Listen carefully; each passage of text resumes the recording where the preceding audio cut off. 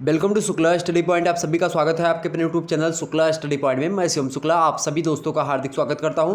बस आपके मुश्किल से 6 से 7 मिनट में लूँगा और उसी में आपको पूरे के पूरे कॉपी आपको कैसे लिखना है और नए तरीके से जिस प्रकार से आपका पेपर पैटर्न चेंज हुआ है थोड़ा सा, उसके हिसाब से यानी सेमेस्टर वाइज जो प्रक्रिया पैटर्न लागू हुआ है उसमें आपको किस प्रकार के जो है कॉपी आपको लिखनी है, किस प्रकार के उत्तर लिखने हैं, इन समस्त चीज़ों पर बताने का प्रयास करेंगे। साथ ही साथ आपको ये भी बताएंगे कि आखिरकार कितने शब्दों में आपको उत्तर लिखना है। इसके साथ ही साथ अति लघु उत्तरीय प्रश्नों को कितने शब्दों में या फिर कितने पेज में, लघु उत्तरीय प्रश्नों को कितने पेज में और दीर्घ उत्तरीय प्रश्नों को कितने पेज में लिखना है और किस प्रकार से कितने टाइमिंग में कौन सा चीज़ें लिखना है।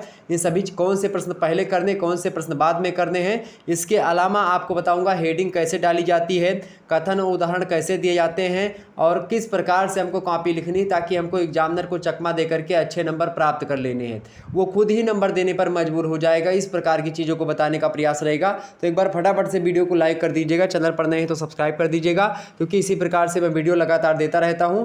और आपको बता दूं कि अभी जो है रात में जो है 9 बजे के आसपास आपकी मैं सोशियोलॉजी क्लास लाइव लगवाऊंगा, या हो सकता है 8 ही बजे से लाइव हो जाए, तो आप 8 या 9 बजे ज़रूर एक बार ट्राई कर लीजिएगा आकर के, ठीक है। तो जो भी हो अभी क्लास होगी, चाहे 8 बजे हो चाहे 9 बजे हो, आप एक बार ज़रूर आकर के देख लीजिएगा क्लास हो रही कि नहीं हो रही, ठीक है। चलिए सोशियोलॉजी की और एक सब्जेक्ट की ओर मैं सोच रहा था चलवाने के लिए, देखते हैं जैसा होता है, ठीक। तो कुल मिलाकर के समझिएगा, चाहे आप बीए में हैं, बीएससी में हैं, बीकॉम में हैं, आपके लिए भी ये ट्रिक फॉलो होगी। और ख़ास करके बीए के छात्र छात्राएं हमारे ज़्यादा हैं और बीए के बारे में हम ज़्यादा परिचित हैं बीए से, और बीए के सब्जेक्ट्स को मैं पढ़ाता भी हूँ, तो अनुभव मुझे भी रहा है। और लगातार मैंने तमाम सारे प्रोफेसर से बात करी, चूँकि बातचीत होती रहती है, विभिन्न यूनिवर्सिटी में आते आते रहते हैं, तो वहाँ के प्रोफेसर से बातचीत होती रहती है। तो उन लोगों के जो वो लोग काफ़ी वैसे बहुत ज़्यादा चेक करते, तो उन सभी ने इन चीज़ों को कहीं ना कहीं पे बताने का प्रयास किया, चाहे स्पष्ट रूप से चाहे अस्पष्ट रूप से। हमने इनके मुखार बिंदु से सुना, तो आपको मैं बताने का प्रयास करूंगा। देखिए, सबसे पहली बात आपको मैं टाइम मैनेजमेंट बताता हूं कैसे कैसे करना है। सबसे पहले आप देखिएगा, आपको जो है 10 जो होगा 10 अति लघु उत्तरीय प्रश्नों का सामना करना पड़ता है, 5 लघु उत्तरीय प्रश्नों का और 2 दीर्घ उत्तरीय प्रश्न। तो एग्जाम में आपके चाहे जितने आए, आपको 10 अति लघु उत्तरीय प्रश्न करने होते हैं, 5 दीर्घ उत्तरीय और 2 दीर्घ, मतलब कि 5 लघु उत्तरीय, 10 अति लघु उत्तरीय, 5 लघु उत्तरीय और 2 दीर्घ उत्तरीय टाइप के प्रश्न पूछे जाते हैं, ठीक। मतलब करने होते हैं आपको, ये सिंपल सा।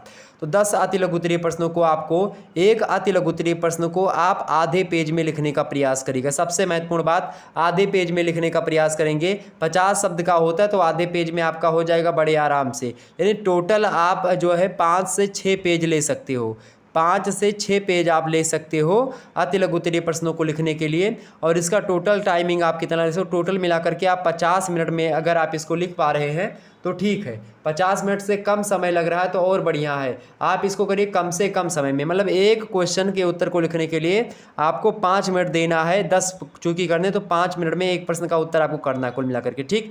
दूसरी बात, लघु उत्तरीय जो प्रश्न है इनकी संख्या आपको 8 या जो है 10 या 9 दी होती है, उनमें से आपको केवल 5 ही करने होते हैं, ठीक। अलग अलग यूनिवर्सिटी में अलग अलग दिया होता है, तो 5 आपको करने हैं। तो उनमें से आप देखिएगा, देखिए एक प्रश्न को आपको 3 पेज में लिखना है। लघु उत्तरीय प्रश्न जो कि 200 शब्द वाले हैं, उनको अगर आप 3 पेज में लिखते हैं तो आपको नंबर मिलेगा, इसमें कोई दो राय नहीं, नंबर कटेगा नहीं। 3 पेज अगर आप लिख पा रहे हैं तो बहुत है, ठीक है।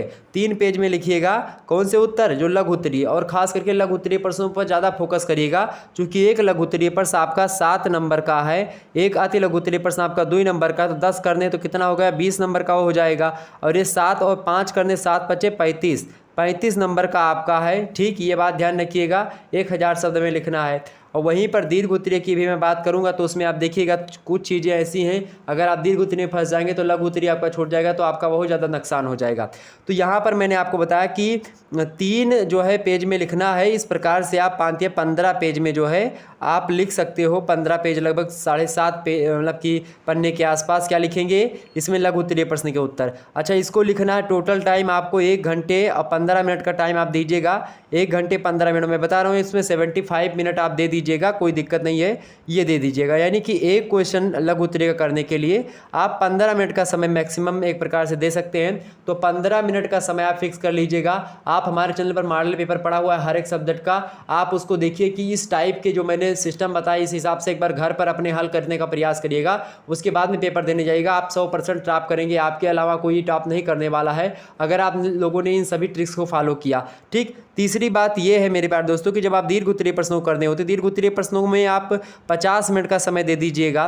ठीक है, तो कुल मिलाकर के 2 प्रश्न करने होते तो 25 मिनट एक क्वेश्चन में अगर आप दीजिएगा तो बड़े आराम से आपका हो जाएगा। और 2 यानी कि आपका यहाँ पर 50 मिनट हो जाएगा। तो 50 मिनट और जो है 60 मतलब 75 मिनट, लगभग ये पूरा होगा कितना, लगभग 175 मिनट हो गया। बचा आपका 5 मिनट। ये 5 मिनट आपको क्या करना है, रिवर्स गियर में कॉपी अपनी देख लेनी एक बार। अगर आपने सही तरीके से वैसे लिखा ही है तो आप लास्ट वाला जो क्वेश्चन लिख रहे हैं उसमें थोड़ा सा और बढ़ा दीजिएगा, जो पेज बच रहे हैं, एक आध पेज बचेगा। अच्छा, पेज में इसके बाद की दीर्घ उत्तरीय प्रश्नों को कितने पेज में, तो दीर्घ उत्तरीय जो प्रश्न होते हैं इनको आप अगर 5 पेज में लिखेंगे तो ज़्यादा बेटर है।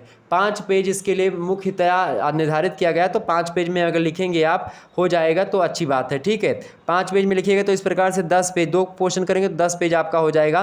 तो टोटल आपके पेज यानी 10 15 कितना होगा, 25 और 6 यानी 5, लगभग आपका 30 या 31 पेज आपका हो जाता है। और 32 पेज की आपकी लगभग कॉपी होती है, 30 से 32 पेज की ऐसे।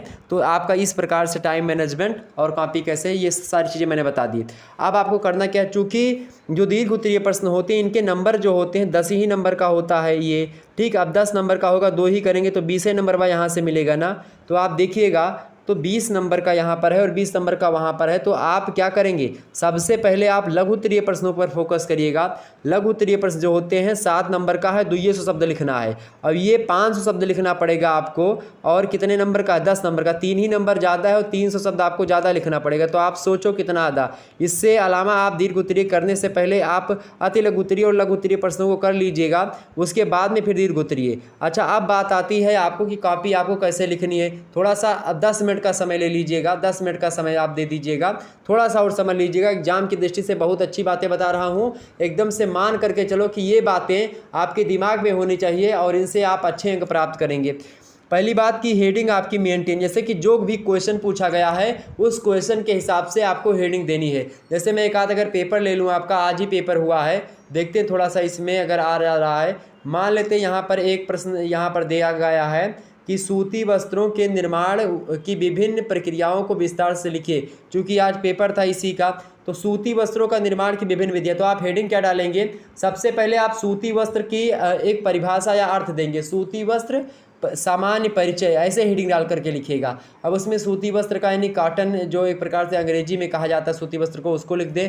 अगर अंग्रेजी में देखिए यहाँ पर लिखा हुआ है चीज़ें, तो आपको यहाँ पर अंग्रेजी में थोड़ा सा कॉटन जो है फाइबर्स, कॉटन फाइबर्स मीनिंग यानी कि या सामान्य या फिर जनरल इंट्रोडक्शन ऐसे करके आप थोड़ा सा उसके बारे में लिख दीजिए, सूती वस्त्रों के बारे में बता करके। उसके बाद में लिखेंगे नीचे थोड़ा एक परिभाषा, अगर हो सके तो एक परिभाषा लिख दीजिएगा विद्वान के हिसाब से, ज़्यादा मेंटेन, ज़्यादा अच्छा लगेगा।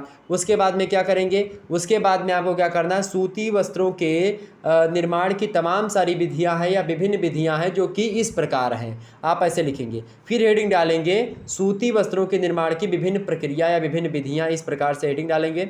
जो यहाँ पर प्रश्न में लिखा है इस विधि प्रक्रियाओं तक आपको हेडिंग डाल करके आपको आसानी से उस प्रक्रियाओं में चीज़ों को लिखना है।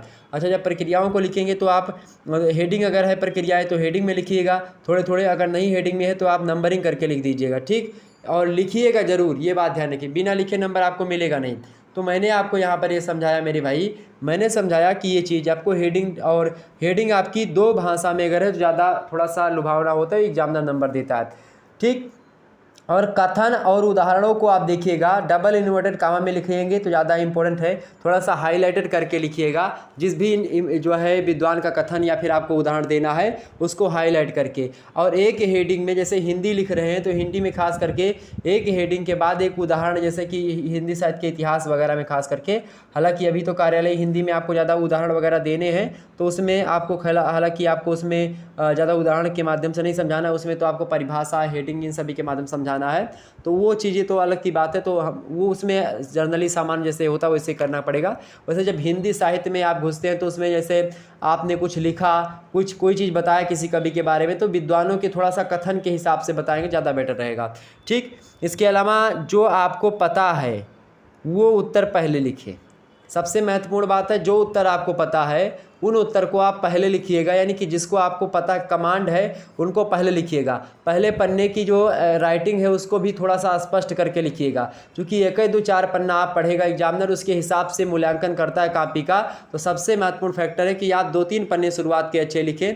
और एक आध बात इसी में और होती कथन और उदाहरणों में, कि आप जब भी उदाहरण देखें या उदाहरण आपको नहीं मिल रहा कहीं से, तो अगर किताबिये में आपके देखिएगा पेपर में जो है एक आध 2 उदाहरण किसी कवि के दिए हैं या लेखक के, या फिर किसी जो है विद्वान के दिए हैं किसी दूसरे सब्जेक्ट में, तो आप उससे वहाँ से उस पेपर के उदाहरण को लिख सकते हैं वहाँ पर आसानी से, इसमें कोई दिक्कत नहीं होती। एग्जामिनर इससे तो प्रसन्न होता है कि बच्चे ने के पास प्रेजेंस ऑफ माइंड है। ओके, इन सभी चीज़ों को यहाँ पर आपको ध्यान देना चाहिए। इसके अलावा जो प्रश्न आपको एकदम से नहीं आ रहा है उसको छोड़ करके नहीं आना है। सबसे पहली बात, आपको एक भी प्रश्न छोड़ना नहीं है, हर प्रश्न का उत्तर पड़ा होना चाहिए। प्रश्नोत्तर संख्या फला फला फला, मतलब एक को प्रश्न आपका छोड़े नहीं है, सब प्रश्न का उत्तर दिए है। बहुत विधिवत रूप से अगर नहीं पता तो कोनो डरा एक बात नहीं, थोड़ी बहुत उसके बारे में बात पता है, बस हेडिंग ही एकदम से प्रश्न पर आधारित हो। आपकी हेडिंग एकदम प्रश्न पर आधारित होनी चाहिए, आपको नंबर मिलेगा।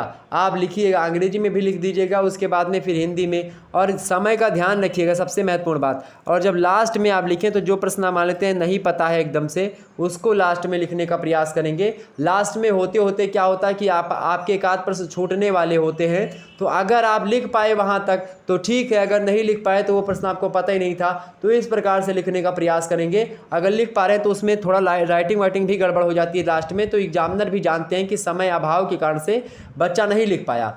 तो उसमें क्या होगा कि एग्जामिनर को ये पता चलेगा कि चूंकि समय कम हो गया था इसीलिए बच्चे ने पूरा नहीं लिख पाया, बाकी बच्चे को पता था। तो जो बातें आपको पता हो पहले आप जो है उत्तर में लिखने का प्रयास करें, 2-3-4 लाइन 10 लाइन लिखा, उसके बाद तक कॉपी जमा हो जाएगी।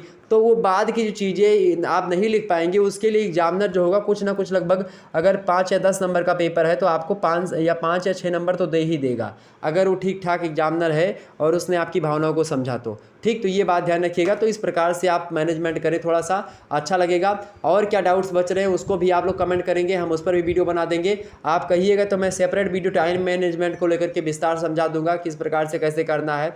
ठीक, चलिए फिर मिलते हैं नेक्स्ट वीडियो में। तब तक के लिए जय हिंद जय भारत। आप सभी का बहुत बहुत धन्यवाद हमारे से जुड़ने के लिए। अपना प्यार दुलार इसी प्रकार से हमेशा बनाए रखिएगा। वीडियो को सभी दोस्तों के पास अपने शेयर कर दीजिएगा। बहुत बहुत धन्यवाद।